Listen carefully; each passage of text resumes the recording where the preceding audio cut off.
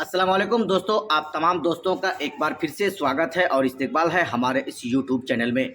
दोस्तों, एक बहुत बड़ी खबर है जो मैं आपको इस वीडियो के माध्यम से देने वाला हूं और वो बड़ी खबर है दिल्ली में हो रहे विधानसभा चुनाव की गिनती को लेकर के।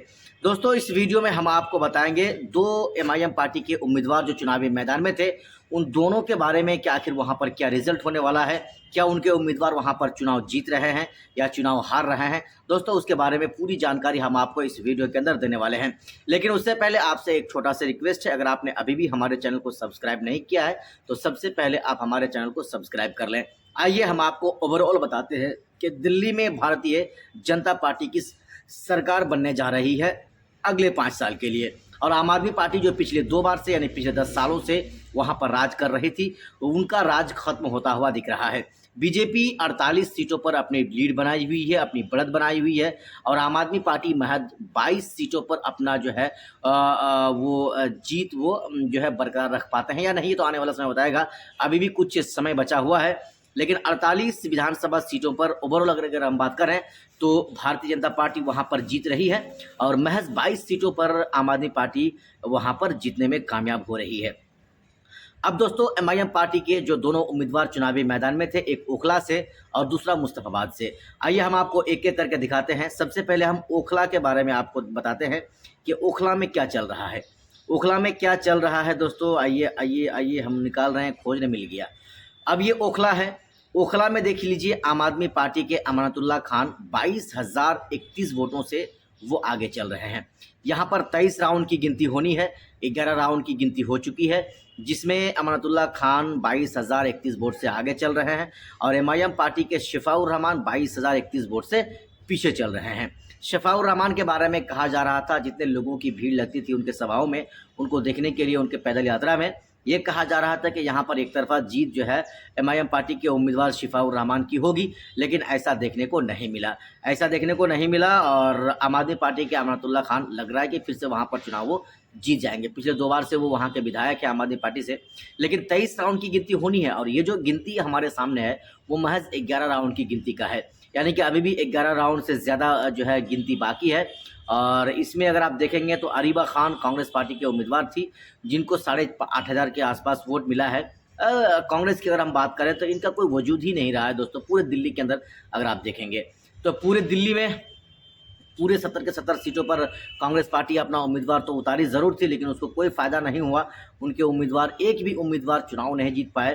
तो एमआईएम पार्टी को आप कैसे बदनाम कर सकते हैं या हम कैसे बदनाम कर सकते हैं। महज 2 ही विधानसभा सीटों पर एमआईएम पार्टी चुनाव लड़ी थी, एक तरह से कामयाबी ही तो कहेंगे। एमआईएम पार्टी का कोई जनाधार नहीं था, एमआईएम पार्टी को कोई चाहने वाला नहीं था, लेकिन इस बार का जो चुनाव है ना, इसमें एक ज़बरदस्त उतारो चढ़ाव देखने को मिला। लोग आम आदमी पार्टी से परेशान हो चुके थे और यही चीज़ें देखने को मिला कि आम आदमी पार्टी चुनाव हार रही है, यानी उनकी सरकार नहीं बन रही है और बीजेपी की सरकार बन रही है। चलिए मुस्तफाबाद में, जहाँ पर एमआईएम पार्टी ने अपना उम्मीदवार को उतारा था, हाँ आ गया मुस्तफाबाद।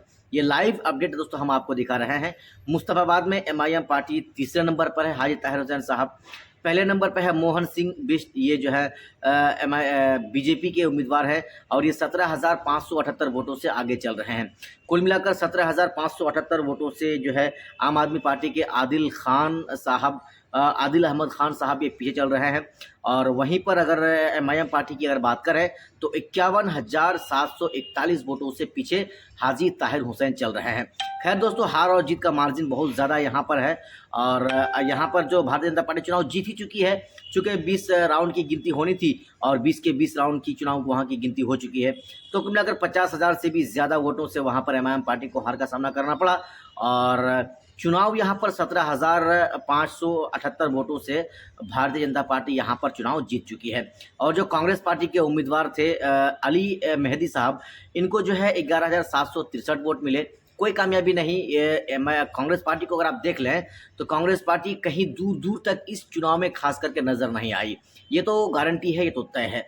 अब ज़रा हम आपको बताते हैं एमआईएम पार्टी को कितना वोट मिला। तो एमआईएम पार्टी को 34,000 के आसपास वोट मिला है वहाँ पर हाजी ताहिर हुसैन साहब को। भले ही ताहिर हुसैन साहब चुनाव हार रहे हों, ये बात अलग है। और ओखला की अगर हम ओवरऑल की अगर बात करें तो यहाँ पर अब तक जो शिफाउर रहमान साहब हैं, ये चुनावी मैदान में डटे हुए हैं और मुंह तोड़ जवाब दे रहे हैं अमानतुल्लाह खान का। भले ही 22,000 वोट से पिछड़ रहे हैं और तकरीबन यहाँ पर अब तक जो है 29,000 वोट एमआईएम पार्टी को यहाँ पर मिल चुका है।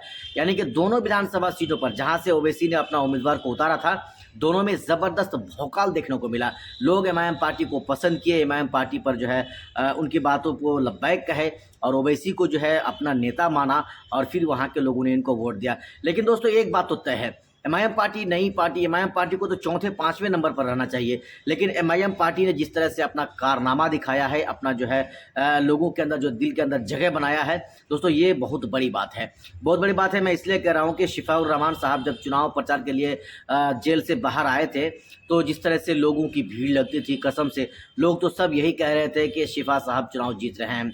और कई न्यूज़ चैनल वालों ने भी इस बात को माना था कि शिफा साहब चुनाव जीत रहे हैं।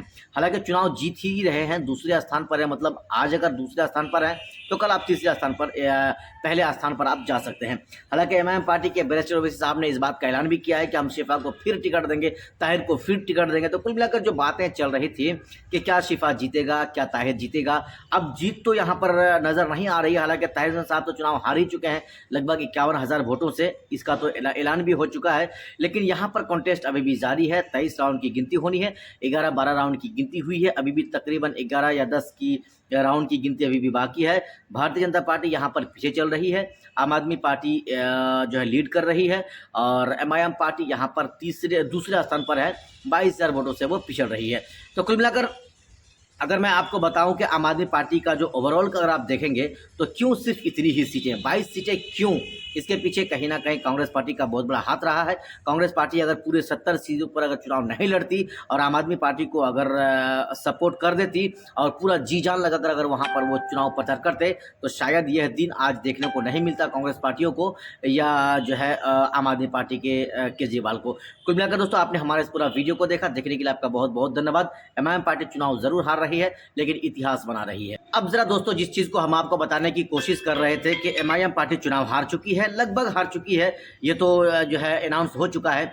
लेकिन एमआईएम पार्टी के बारे में आप क्या सोचते हैं, आप हमें हमारे इस वीडियो के नीचे कमेंट बॉक्स में कमेंट करके अपनी राय जरूर बताएं कि क्या जिस तरह से ओवैसी साहब महज 2 ही तो विधानसभा सीटों पर चुनाव लड़े थे और ओवैसी साहब जिस तरह से लोगों के दिलों में राज कर चुके थे बहुत ही कम समय में, दोस्तों यह एक बहुत बड़ी बात है। बाकी आप क्या सोचते हैं ओवैसी साहब के बारे में, एमआईएम पार्टी के बारे में, आप हमें हमारे इस वीडियो के नीचे कमेंट बॉक्स में ज़रूर बताएं।